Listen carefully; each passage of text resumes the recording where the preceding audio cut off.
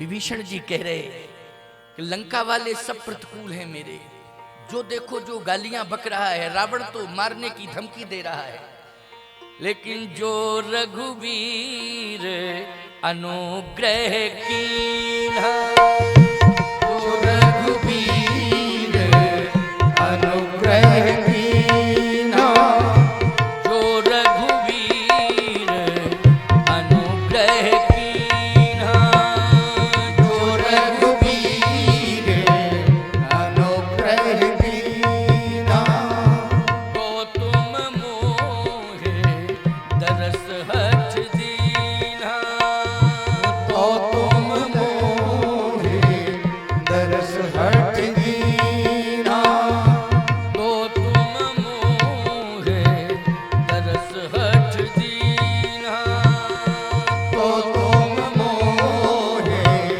दरस हठ दीन्हा, जो रघुवीर अनुग्रह कीन्हा, जो रघुवीर अनुग्रह कीन्हा। अब मुझे चिंता नहीं है लंका वालों से, अब मैं डरूंगा नहीं। ये लंका वाले अब मेरा कुछ नहीं बिगाड़ पाएंगे। क्यों? भगवान ने मेरे ऊपर अनुग्रह कर दिया है, हनुमान जी को भेज दिया है। ये क्या है? भगवान का अनुग्रह है। अब लंका वालों से हम कभी नहीं डरेंगे। अब ये लंका वाले मेरा कुछ भी नहीं बिगाड़ पाएंगे। बोलो, सबसे खतरनाक ग्रह लंका में रहते थे कि नहीं रहते थे? सबसे खतरनाक ग्रह लंका में रहते थे। लेकिन विभीषण निश्चिंत हो गया। क्यों? भगवान का अनुग्रह प्राप्त हो गया। तो अनुग्रह किस परिवार पर होता है?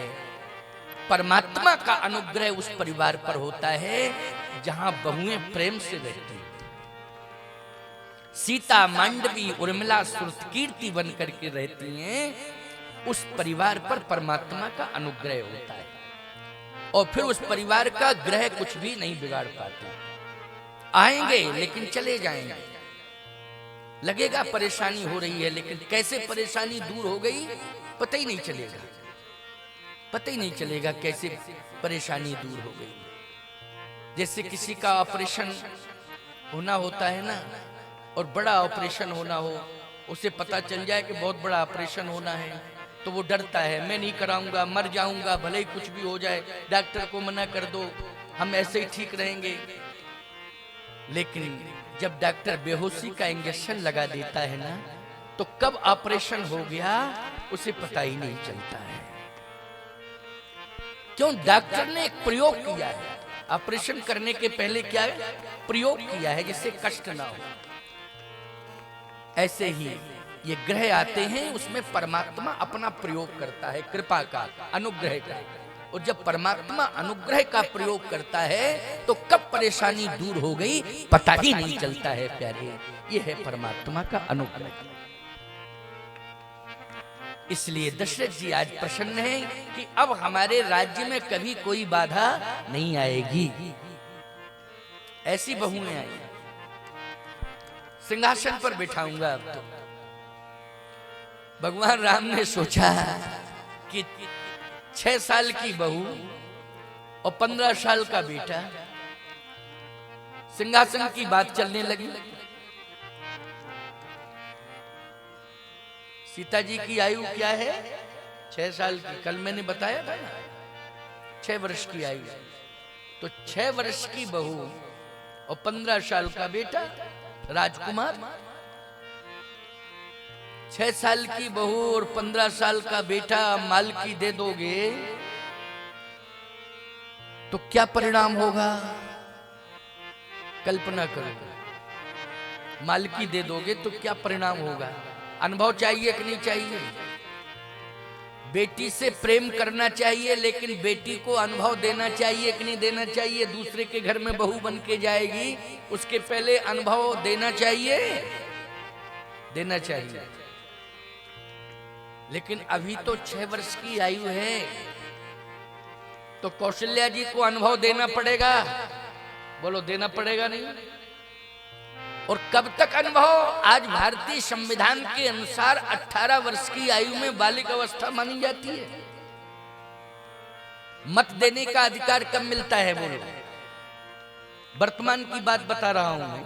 मत देने का अधिकार 18 वर्ष की आयु है। 6 वर्ष की अवस्था में कोई मतदान कर सकता है क्या? नहीं कर सकता है। एक बात आपको बताएं, आप 6 वर्ष की अवस्था वाले बालक बालिका को प्रॉपर्टी दो तो एक सरबराहकार नियुक्त करना पड़ता है, क्योंकि नाबालिग के साथ जोड़ना पड़ता है कि नहीं, सरबराहकार है नहीं। हमारे राम जी तो अभी भी नाबालिग हैं, हर मंदिर में सरबराहकार बैठे हैं। साहब 9 लाख साल हो गए, अभी तक बालक ही नहीं हो पा रहे। दशरथ जी महाराज तो 15 साल की उम्र में ही राजा बनाना चाहते हैं, 15 साल की आयु में। अभी तो राम जी नाबालिग हैं। भगवान राम मन ही मन मुस्कुरा रहे, पिताजी इतने प्रसन्न हो गए हैं और पिताजी भावुक हो गए, लेकिन संतुलन नहीं समझ पा रहे। भावुकता में कभी संतुलन नहीं खोना चाहिए, समझ लेना इस बात को। भावुकता में कभी संतुलन नहीं खोना चाहिए। एक बार हम ऐसे बैठे तो आरती उतारने लगे लोग, तो कुछ महिलाओं ने भीड़ इकट्ठी कर रखी, वो भी आरतियां।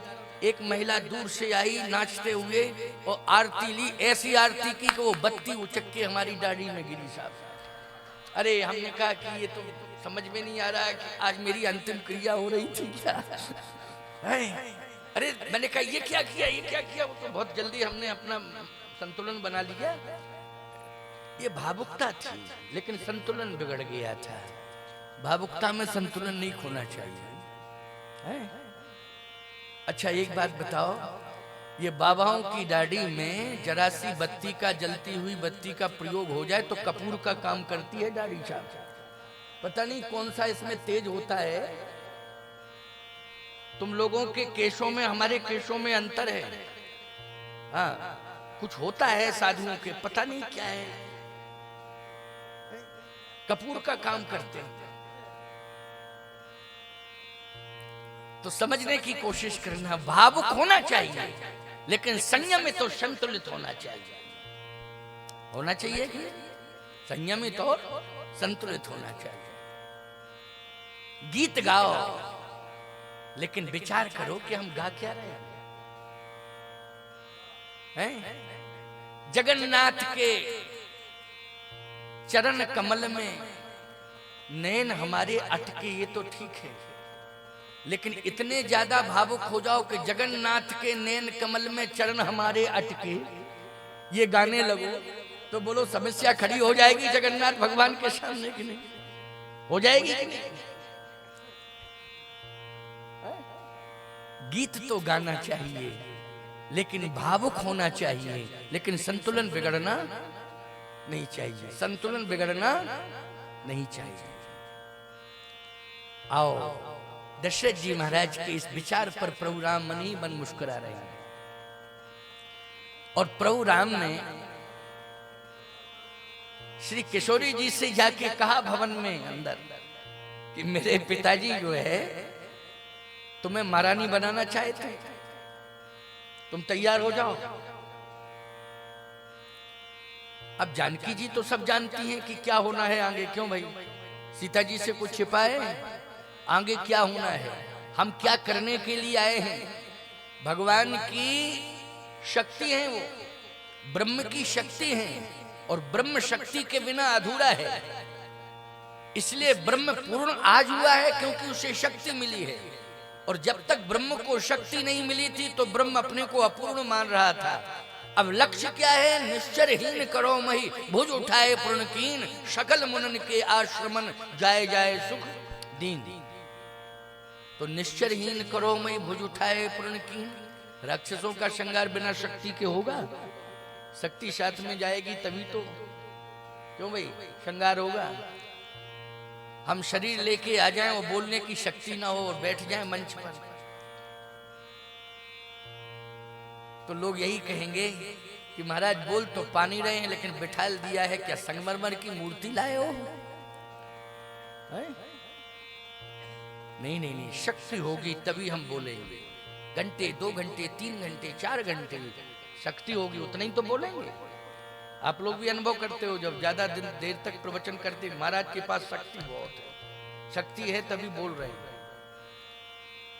ऐसे ही ब्रह्म के पास शक्ति, और वो शक्ति यद्यपि जो मैं कल कह चुका हूं कि ब्रह्म ही दोनों हैं, एक ब्रह्म बेटी बन करके आया और एक ब्रह्म बेटा बन के आया, लेकिन चूंकि नरलीला करनी है ना, इसलिए श्रुत से तो पालक राम तुम जगदीश माया जानकी, जो सृजत जग पालित हरित रुख पाए कृपा निधान की। तो भगवान राम कहते हैं नहीं नहीं पिताजी भावुक हो गए हैं और ये सिंहासन तो मैं स्वीकार नहीं करूंगा,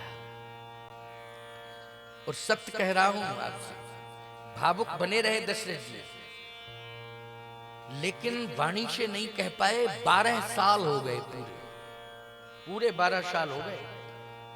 लेकिन जैसे ही राम जी 27 वर्ष के हुए, किशोरी जी 18 साल की हुई, तो फिर वही उमंग उठ पड़ी, क्योंकि भगवान राम ने वो कर्तृत्व दिखाया और किशोरी जी ने वो चर्या, रात्रिचर्या और दिनचर्या, ऐसी दिनचर्या रात्रिचर्या कि पूरा राजमहल नहीं पूरा राज्य प्रभावित हो गया था। ऐसी बहुएं आई, ऐसी बहुएं तो कभी देखी ही नहीं थी। कैसी बहुएं? निज ग्रह सब परिचर्या करहीं, निज ग्रह सब परिचर्या करहीं, निज ग्रह सब परिचर्या करहीं, निज ग्रह सब परिचर्या करहीं, रामचंद्र यशु अनुसरहीं, रामचंद्र यशु अनुसरहीं, रामचंद्र यशु अनुसरहीं, रामचंद्र यशु अनुसरहीं, निज ग्रह सब परिचर्या करहीं, निज ग्रह सब परिचर्या करेगा।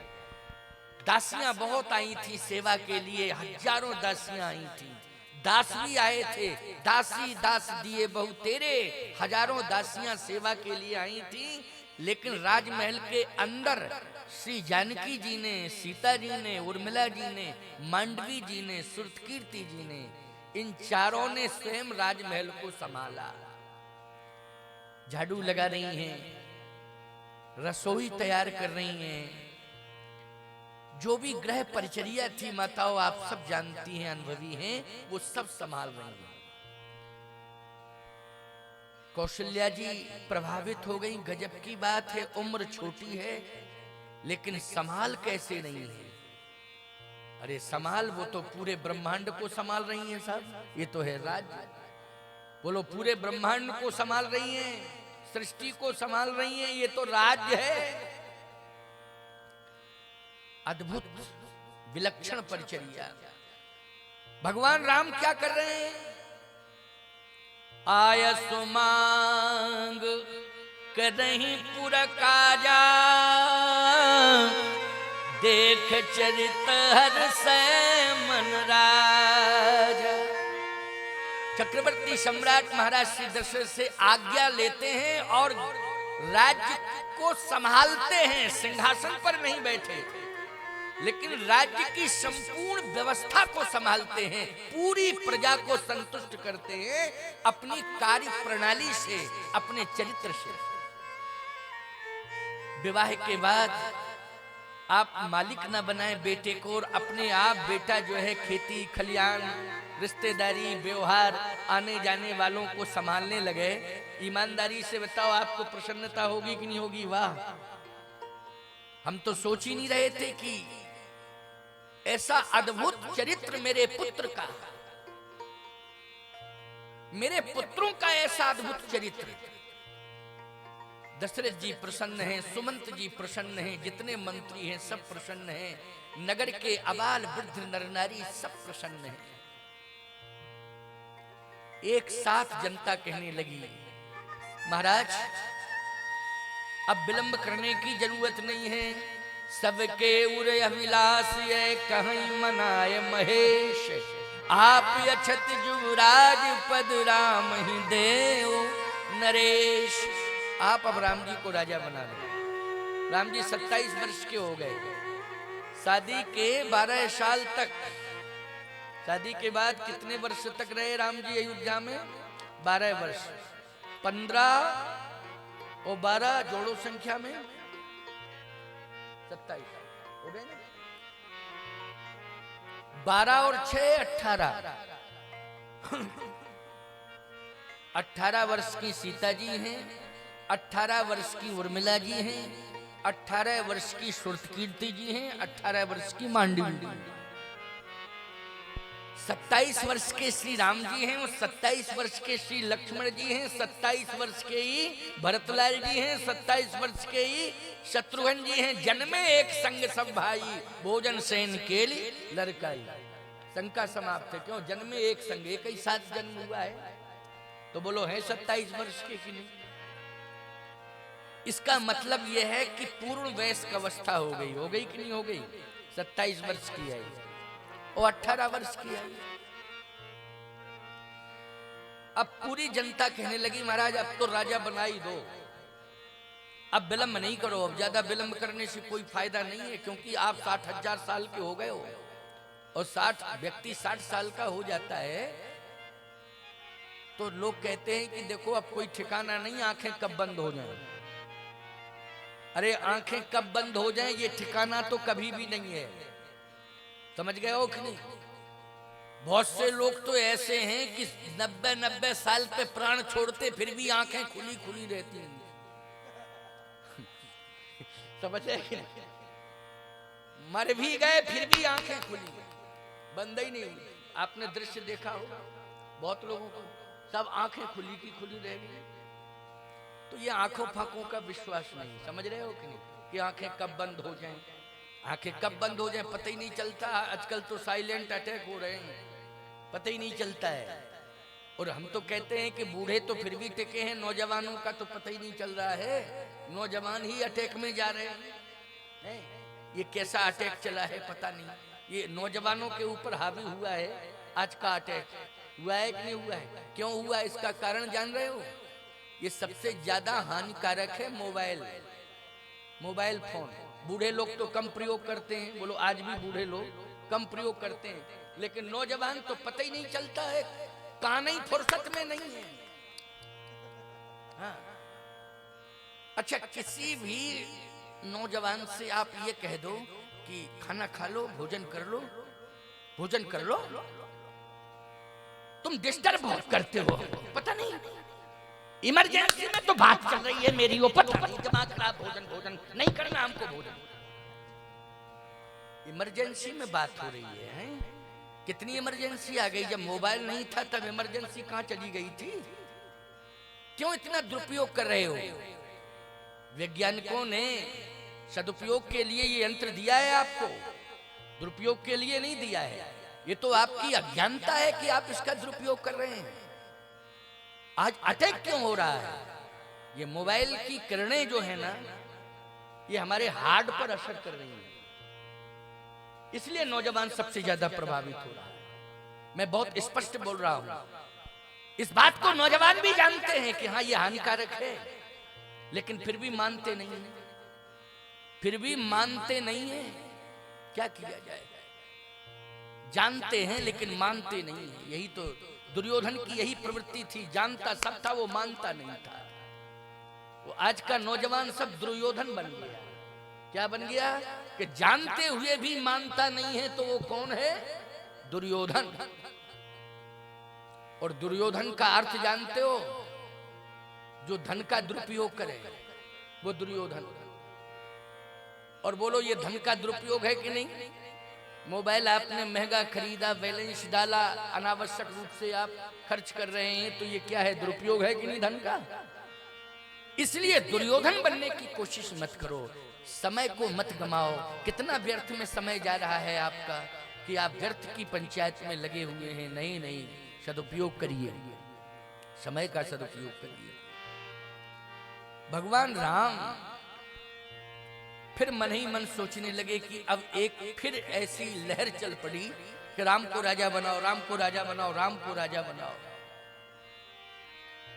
इस लहर में, दोबारा की लहर में राम जी रोए हैं। पहले जो लहर चल रही थी उसमें राम जी हंसे थे, क्योंकि 15 वर्ष की आयु थी ना। लेकिन 27 वर्ष की आयु जब प्रभु राम की हुई और जब ये लहर चली कि आप अछत जुबराज पद राम ही देओ नरेश, इसमें राम जी रोए हैं। प्रमाण क्या है कि रोए हैं?